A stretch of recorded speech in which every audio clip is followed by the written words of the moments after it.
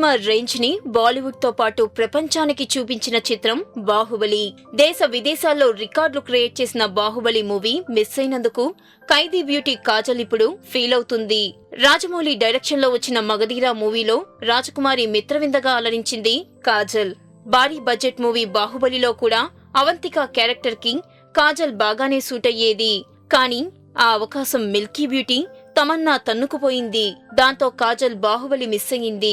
ఇక బాహుబలి 2లో కూడా బాహుబలిలోని క్యారెక్టర్స్ రిపీట్ కావడంతో అందులో కూడా కాజల్ కి చోటు దక్కలేదు.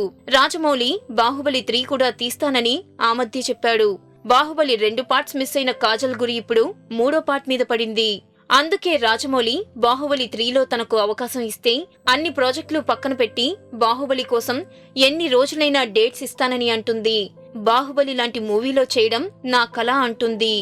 అయితే ఇన్నోసెంట్ గా కనిపించే కాజల్ పెద్ద స్కెచ్చే వేసిందని గుసగుసలు వినిపిస్తున్నాయి.